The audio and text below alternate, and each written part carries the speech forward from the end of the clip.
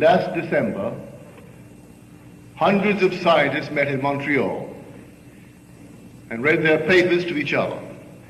Naturally, the entire world printed what they had to say. Fortunately for me, the Los Angeles Times carried it daily. I must confess, everyone really fired me. But one in particular interested me. And this scientist read a paper on the sperm. He said the sperm remains as much a mystery today as it was when man first became curious about its nature. And then he made this little statement. The sperm somehow easily passes through the surface of an egg, although the outside of the egg has no holes in it, either before or after fertilization. Well, that fired me. On the morning of the 19th of February, I was lying in bed quite early, thinking of this strange mystery of the sperm and wondering all about it. And suddenly I felt myself detached from this body. I was not in my room, but I was in a room, and the room was sealed. There was no entrance, no exit, just a sealed room. But as I entered it, it became alive, it became animated. Then I thought of my bed, my body, and in one moment I am back on my bed. I thought of another detachment. I'm in an entirely different room, but it's also sealed. How I got in, I do not know, other than I simply imagined myself away from my body. I did not single out the room. The room was completely sealed. No entrance, no exit. Then I thought, here are these unnumbered states of consciousness. You can't number them. You can liken each state to an egg. And every state remains just like the egg until fertilized. And the presence that fertilizes the egg is simply our consciousness. We must be in it to activate it, to animate it. You could this very moment single out any state, and by the use of your imagination, imagine that you're in it. You'll be in it. Think this very moment of your living room, or any room in your house. Take an object, a familiar object in your room, and bring it as close as you can. If it's really here, well then you can't be here in this room. As you become intense about it, concentrated on it, you are really where you are imagining yourself to be. For man being all imagination, he must be where he is in imagination. But what have I done there? I've fertilized it. I've actually made it real. And in a way that I do not know, I'm going to go there. But now you will say, naturally, I'm going to go there today. It's my home. I use that only to illustrate a point. You could take any place, no matter where it is, any part of the world. If you did the same thing to it that you would now do to your home, you will find yourself compelled to move across a bridge of incident leading up to the fulfillment of that state. You don't devise the means, but there's so many little facets to this wonderful art of imagining. I'll tell you one to show you the danger. When one wants one thing above all things in this world, and they're willing to sacrifice their moral, ethical code, in fact, every code. It also works.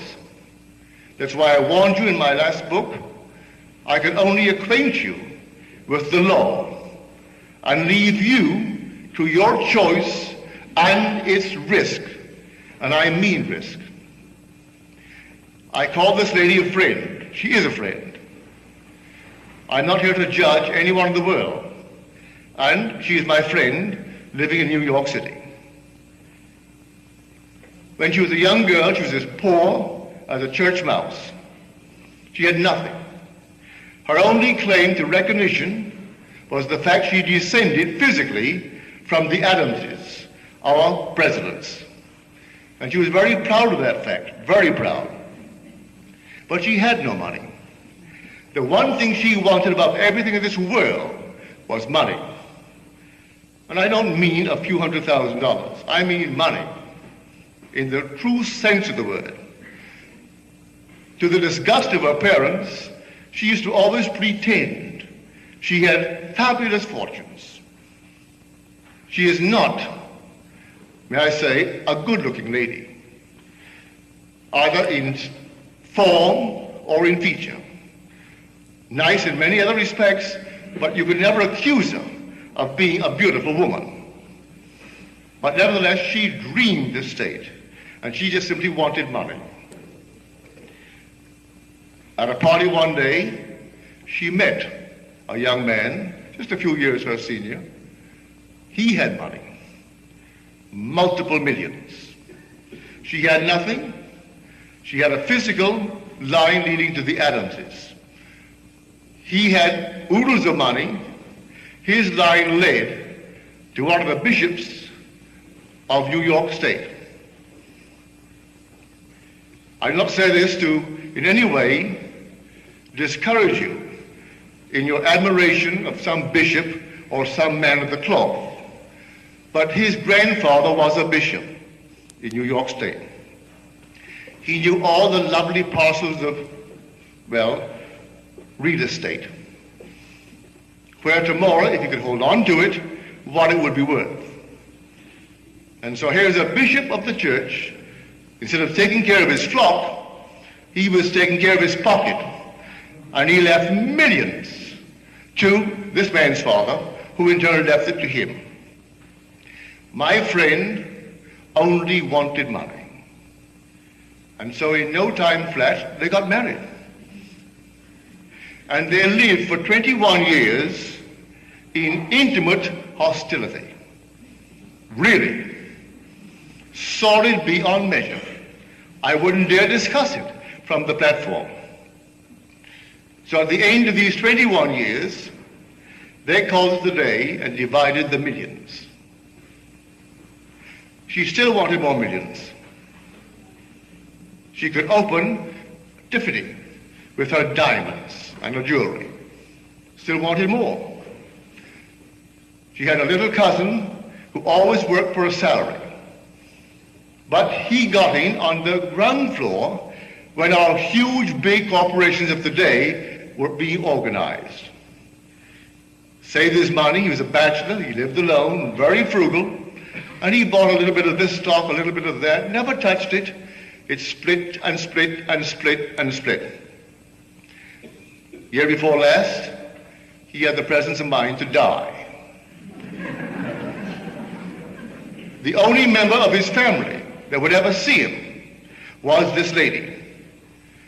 She knew in some strange way he had money. She would bring him home for an occasional dinner, would call him on the phone. So when they found his will, she was the only member of the family named in the will. He has other first cousins, but they were above it all. They came from the Adamses, and he must be on the outside or something.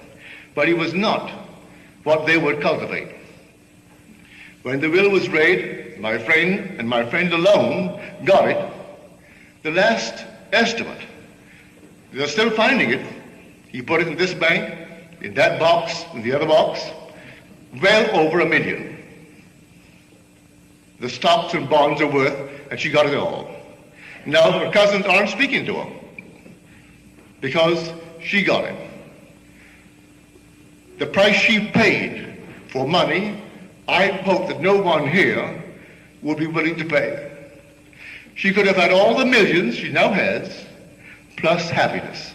She could have, if she only knew the law. You want it, but you condition it.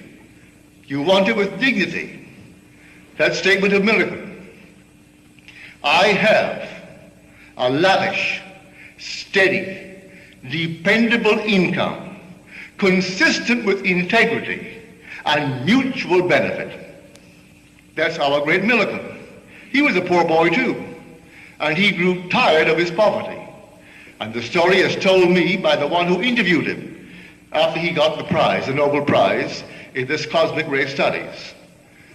And he said to her, the interviewer, I was a poor boy, raised in a nice environment. My father was a traveling minister. He had no money, but he gave us good books. We were always playing games, a strong body and a strong mind. But he had a code, a decent code. And so I wanted money, but I wanted it in this manner. So I locked myself in a room one day. I did not have even a glass of water for 16 hours. And in that interval, I repeated over and over and over to myself this thought that I wrote out. I have, in the present tense, I have a lavish, steady, dependable income, consistent with integrity and mutual benefit. Well, he certainly earned it. He had all these things when he died. He had the respect of the world. He gave to the world as much or more than they gave to him. Yes, he had millions, but look what he gave to the world. That's how he wanted it. My friend could have done something similar, but no, she wanted money. And she was willing to pay the price, any price, and how she has paid it. So I warn you, yes, you want something, and the thing that will fertilize it is your own wonderful human imagination. When you know exactly what you want, occupy it. I find one of the great fallacies of the world is perpetual construction, deferred occupancy. We know what we want, but we leave it out there and hope that the passing of time will make it. It won't do it. I have to occupy it and make there here. I'll make then now, and dwell in it just as though it were true. And if I dwell in it just as though it's true, though 1 second later the phone rings and breaks the spell, or someone calls me, or I wake from it, I have fertilized it. You go into this state and you fertilize it. I may not recognize my harvest when it comes in due season. It'll come. May not come tonight, may not come tomorrow, but it will come because I fertilized it. I went into a state, occupied it, and the whole thing becomes fertilized. But every egg has its own appointed hour, and it ripens and it will flower. If to me it seem long, then I must wait, for it is sure, and it will not be late. These infinite states of the world are waiting for occupancy, waiting to be fertilized by us.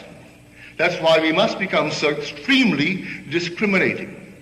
Know what you want and do make it conform to your code of decency, your wonderful ethical code. You don't have to in any way tarnish that code. You don't, to get what you want in this world. But men are not aware of that. And they're quite willing to tarnish it a bit to get what they really want in this world.